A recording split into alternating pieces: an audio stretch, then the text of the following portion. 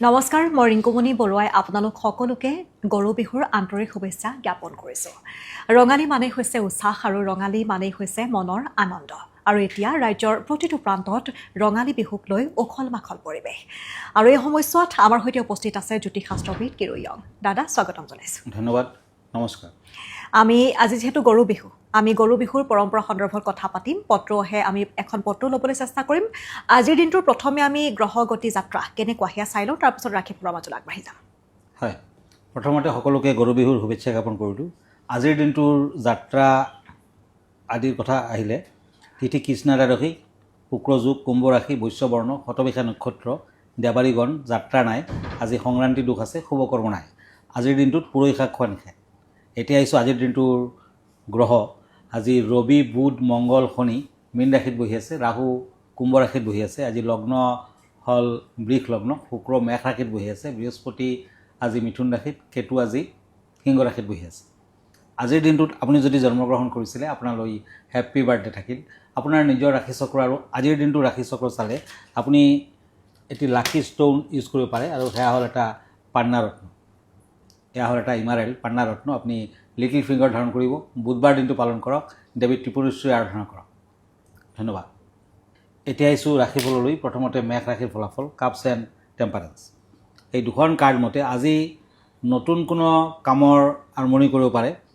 আজি বিভিন্ন দিশত শুভ ফল স্বীকৃতি লাভ, শৰীৰ কিছু অশুভ, পাৰিবাৰিক সমস্যা থাকিব, প্ৰেমত বিয়া বাৰুৰ জোৰ।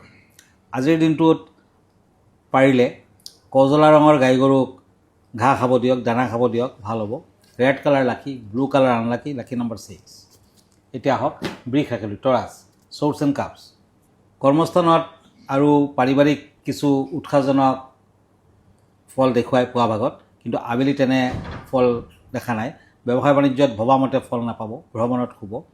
আজি গৰুক নতুন পগা বান্ধক, নিজ হাতেৰে বান্ধক, ভাল হ'ব। ব্লেক কালাৰ লাকি, ক্ৰীম কালাৰ আনলাকি, লাকি নম্বৰ 4। এতিয়া আহিছোঁ মিথুন ৰাশিলৈ, ওৱান্স এণ্ড ছৰ্টছ। আজি মিথুন ৰাশিৰ জাতক জাতিকাসকলে মানসিক কিছু অশান্তি পাব, অৱশ্যে বেছি ক্ষতিকাৰক নহ'ব। বিদ্যাত মধ্যম ফল, ব্যৱসায় বাণিজ্যত বাধা, প্ৰেমত শুভ।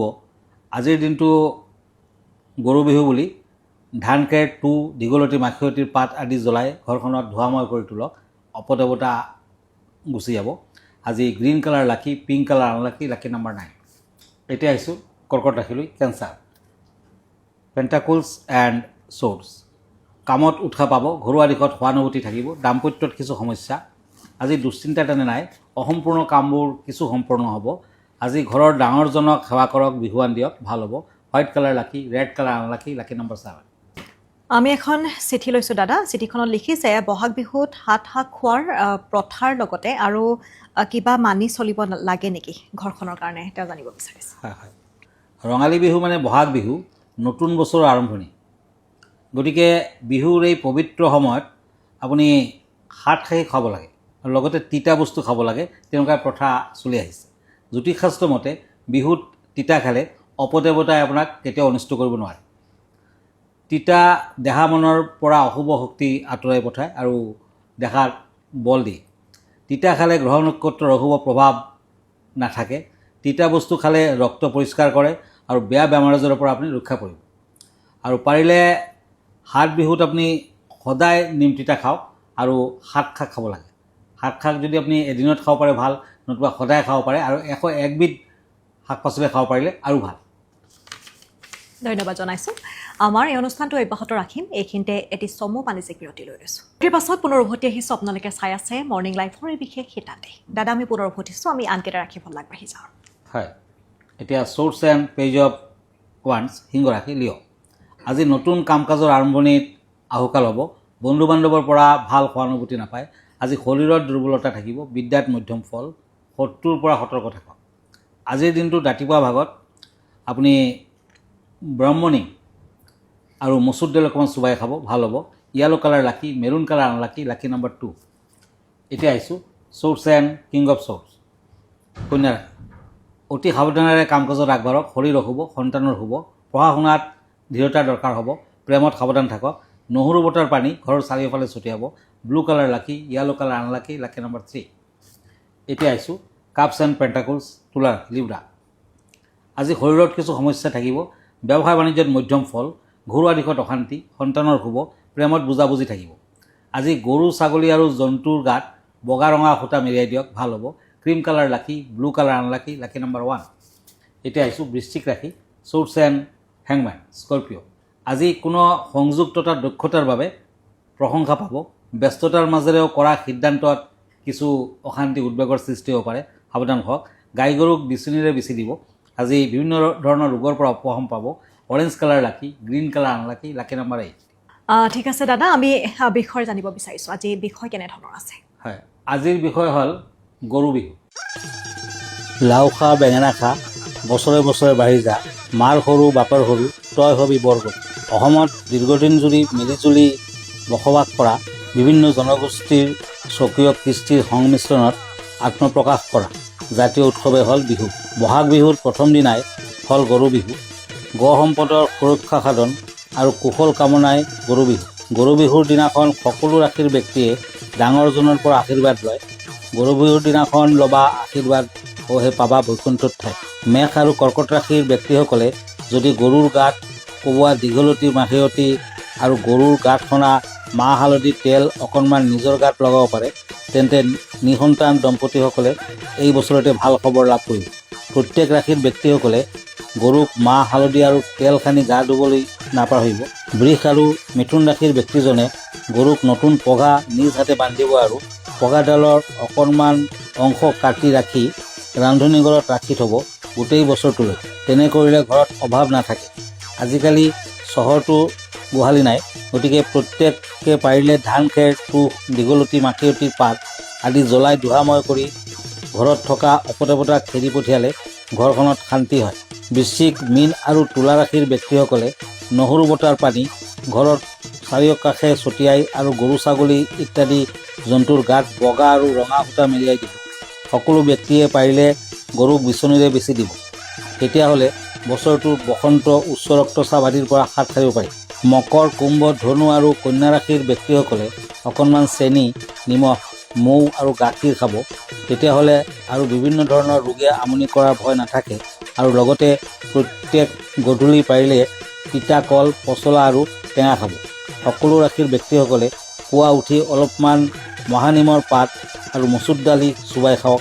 জ্যোতিষশাস্ত্ৰ মতে সকলোৱে আজি দেৱদেৱ মহাদেৱ নীলগ্ৰীৱ জটাধৰ বাতবৃষ্টি শৰদেৱ মহাদেৱ নমস্তুতে এই মন্ত্ৰ নাহৰ পাতত লিখি ঘৰৰ চালত থৈ দিলে ধুমুহা, বৰষুণ আৰু গুৱাহাটীবাসীয়ে কিছু পৰিমাণে হ'লেও বানপানীৰ কবলৰ পৰা ৰক্ষা পৰিব।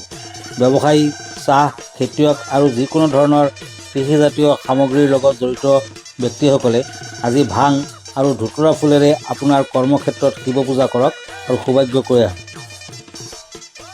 আৰু অসমীয়া সমাজৰ এটা অতি ওতপ্ৰোতভাৱে জড়িত পৰম্পৰা হৈছে গৰু বিহু। আৰু পূৰ্বৰে পৰাই আমাৰ সাতাম পৌৰুষীয়া কিছুমান পৰম্পৰা থাকে। সেই পৰম্পৰাৰে কৃষক সমাজে, কৃষক ৰাইজে গৰু বিহু খুব উলহ মালহেৰে উদযাপন কৰে এই বহাগৰ দিনকেইটাত।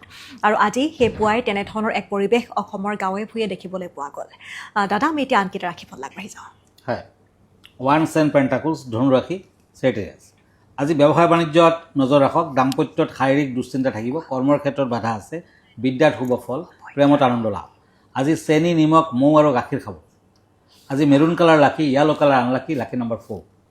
এতিয়া আহিছোঁ চোৰ্টছ এণ্ড কাপছ, মকৰ ৰাশি। আৰ্থিক দিশত খৰচাৰ মাত্ৰা বৃদ্ধি পাব। বিদ্যাত কিছু বাধা। নিবনুৱাসকলৰ কৰ্মসংস্থাপনৰ যুগ। প্ৰেমত কিন্তু শুভ ফল। আজি গধূলি তিতা কল, পচলা আৰু টেঙা বস্তু খাব পাৰে, ভাল হ'ব। পিংক কালাৰ লাকি, ব্লেক কালাৰ আনলাকি, লাকি নাম্বাৰ 7। এতিয়া আহিছোঁ কুম্ভ ৰাশিলৈ, cups and cups.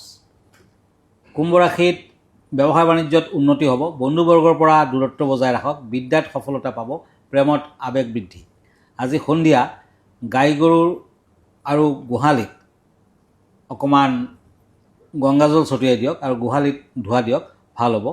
Purple colour lucky, yellow colour unlucky, lucky number 9। মীন ৰাশি, ওৱান্স এণ্ড চেৰিয়ট। চাকৰি বাকৰিৰ ক্ষেত্ৰত সমস্যা। বন্ধুৰ পৰা সাৱধান। শৰীৰত আঘাত পাব পাৰে, সাৱধান হওক। আজি গৰুৰ গাত মাহ হালধি সানি দিয়ক, ভাল হ'ব। গল্ডেন কালাৰ লাকি, মেৰুণ কালাৰ আনলাকি, লাকি নাম্বাৰ 5। ধন্যবাদ জনাইছোঁ। আমি অনুষ্ঠানটো শেষ কৰিম।